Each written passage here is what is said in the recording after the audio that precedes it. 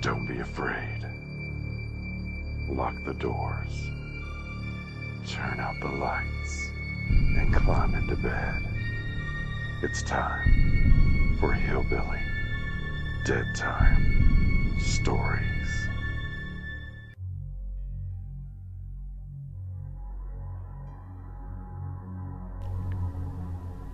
It's not unusual to hear of a haunted plantation in the southern part of the United States. After all, most of these plantations ran off of slave labor, and it's no secret that most of these slaves were treated cruelly and in many cases ripped away from their families. This led to overall miserable lives. You add in the tragedies of the Civil War, not to mention the many deaths due to illness such as yellow fever, and you have the perfect breeding ground for hauntings. When you hear the term haunted plantation, the Myrtles Plantation is probably the first to come to mind. And for good reason. It is the most well-known haunted plantation. You have probably never heard of the Rotherwood Plantation in Tennessee. Until today.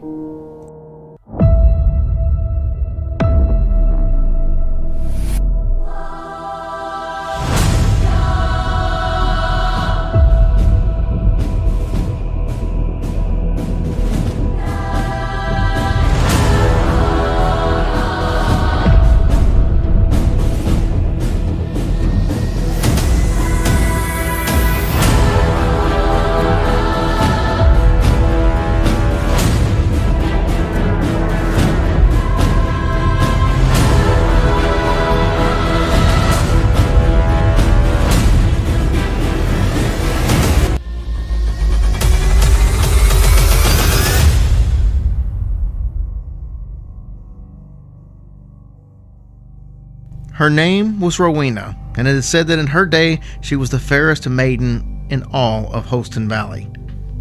There's little doubt that she was her father's greatest joy and his ultimate sorrow. Rowena's father, the Reverend Frederick A. Ross, was a man who always liked to think of himself as a Virginia gentleman. Reverend Ross was quite an enterprising young man. As a matter of fact, it was he who laid out the Tennessee town of Rossville, later called Kingsport, and he founded another community named Christianville. In addition to founding towns, buildings, bridges, and ministering to his flock, the Reverend also ran Rotherwood Plantation. While his duties often kept him quite busy, the Reverend still found time to read. Frederick Ross was particularly fond of the writings of Sir Walter Scott, so much so, in fact, that he named Rotherwood after a locale in Scott's epic romance Ivanhoe. He even named his daughter after the heroine of the same novel. Reverend Ross showered his daughter Rowena with everything a father's money could buy, for he could deny her nothing. In a short span of years, the flaxen-haired Rowena grew from a child to a young woman. As talented as she was beautiful, Rowena was educated in the finest northern schools and was a skilled musician and charming hostess who was much sought after by all the young gentlemen of Kingsport. She had been out of school for just a few years when a young man won her heart and persuaded her to marry him. It so happened that on the day before their wedding, the groom went on a fishing trip on the Holston River with some friends, promising to be back in time for the nuptials.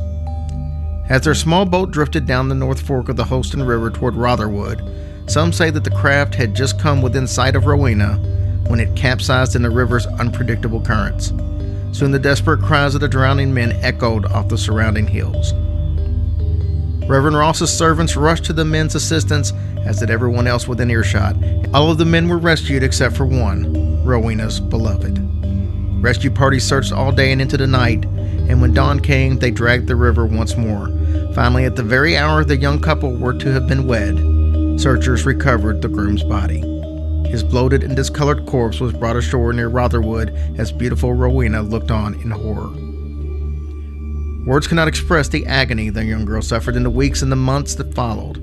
The outgoing, fun-loving Rowena became a semi-recluse, rarely venturing forth from the confines of Rotherwood. After 2 years, she finally emerged from her mourning and gradually began to socialize again. She met new people and seemed to have regained at least part of her former joyous spirit. In time, Rowena married one of the many suitors eager for her hand, a rich man with a good reputation from the Knoxville area.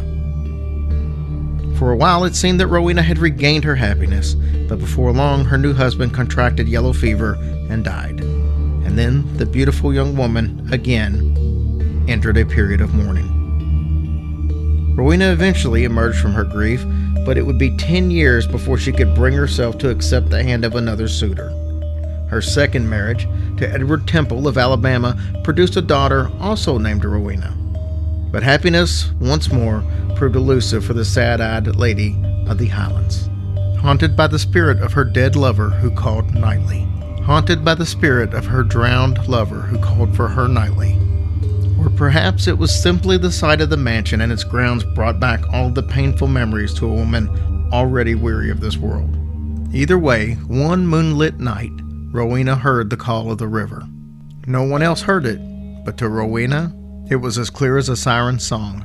She climbed the wooden staircase to the upper floor and, opening a large leather and wood chest, drew out an old wedding dress, the gown in which she had planned to marry her first love. Donning the white dress, Rowena descended the stairs once more, moving swiftly and silently so as not to wake anyone. Forsaking her 6-year-old daughter and all others who still loved her, Rowena strolled quickly through the moonlit trees, making her way down to the slope of the river.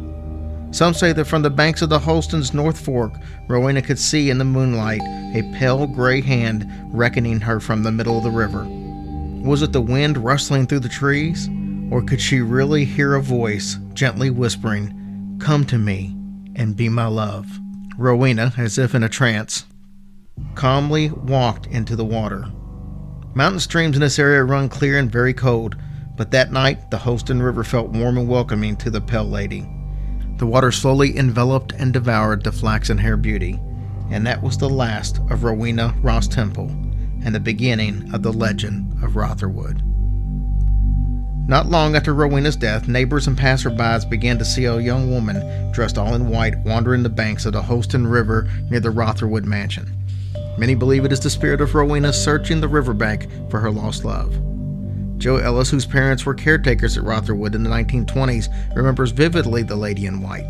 She recalls seeing the shade of Rowena sitting upstairs in a rocking chair, waiting for her lost love to arrive. A doctor in Kingsport recalls a boyhood encounter with the specter while picking strawberries at Rotherwood. One day, as he knelt by a patch of strawberries, the lady in white walked up and stood next to him. That was the last time he ventured into the plantation grounds. The lady in white is not the only restless spirit wandering about Rotherwood. Frederick Ross, distraught over the loss of his only child, lost interest in worldly affairs. His numerous business interests began to falter and he fell into debt. In 1847, to pay Ross's debts, Rotherwood and over 1,000 acres of land were sold to Joshua Phipps. The Reverend Ross was a very good, godly man. He was concerned with the matters of the spirit and of the mind. Joshua Phipps, on the other hand, was a man wholly inclined to be the opposite. East Tennessee in the mid-19th century generally was not a slave-holding region, and plantations such as Rotherwood were rare. Rotherwood had upwards of 40 slaves in its heyday, a large number by East Tennessee standards, but small by comparison to the great plantations of West Tennessee and Mississippi. Though slavery and being a slave owner was despicable in its own right, the stereotype of the plantation owner as a sadistic monster was more the exception and not the rule. Unfortunately, Joshua Phipps was one of the exceptions. It's said that Phipps had a mean streak as wide as the Tennessee River. People in Kingsport don't like to talk much about Phipps even today, and if they do, it's usually under their breath as if they're afraid that he might hear what they are actually saying. What horrors transpired at Rotherwood under Phipps's rule remains a matter of morbid speculation, but they were real enough. The owner kept a whipping post in his room on the mansion's 3rd floor, and there he would brutalize his slaves whenever he pleased. Their blood still stains the room's floorboards. To this day it's said that when it rains, the stains return, as if the house cannot forget the cruelty it has witnessed. People began to shun Rotherwood. It's no wonder, since agonizing screams emanating from the upstairs whipping room occasionally could be heard echoing through the surrounding hills. The cruelty of Joshua Phipps was proverbial, and his reputation for cruelty became part of the mansion's legend. Generations later, parents in the area still used his name as kind of a byword for the boogeyman. "Don't go out after dark or Joshua Phipps will get you," they would warn. There seemed to be something unnatural about Phipps's cruelty, and the manner of his death and his subsequent burial only served to confirm area residents' beliefs that the house was infested by a wickedness of supernatural proportions. From the fall of 1847 to the summer of 1861, Phipps continued to prosper while his slaves endured his evil reign as best that they could.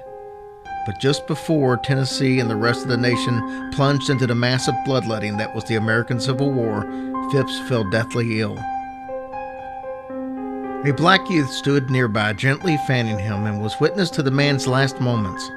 As Phipps laid on his deathbed, gasping for breath, swarms of flies materialized, seemingly out of nowhere, and made straight for the stricken man.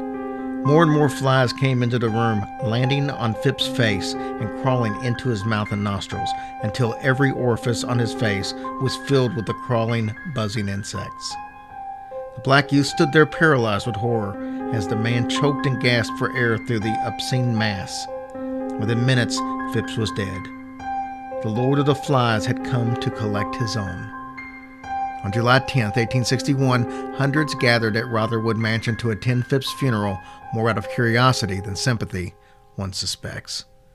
Once the service was completed, the coffin was carried outside and placed in the horse-drawn wagon for the trip to the graveyard. Strangely, however, when the driver snapped the reins, the horses strained in their harnesses but could not budge the wagon. The sky began to darken, taking on a leaden and gloomy effect. After much effort, a stronger team of horses was brought out and hitched to the hearse. Again, the driver snapped his reins and cracked his whip, but the wagon moved only a few feet. A third team, consisting of large dray horses, was brought up and harnessed to the wagon, and with considerable difficulty managed to pull the hearse carrying Phipps up the hill toward the cemetery. All the while, the sky became darker and darker, and it appeared that a terrible storm was brewing. As the black draped casket approached the final destination, a flash of lightning split the heavens. An ominous rumble echoed across the valley, and a rush of bone-chilling, unnaturally cold air swept over the crowd. At that exact moment, the black crepe draped over the coffin began to rustle. The crowd turned to watch in horror as the large black dog emerged from under the cloth and, once free of the hearse, raced up and over the hill. Everyone stood still, stunned in silent horror at the spectacle.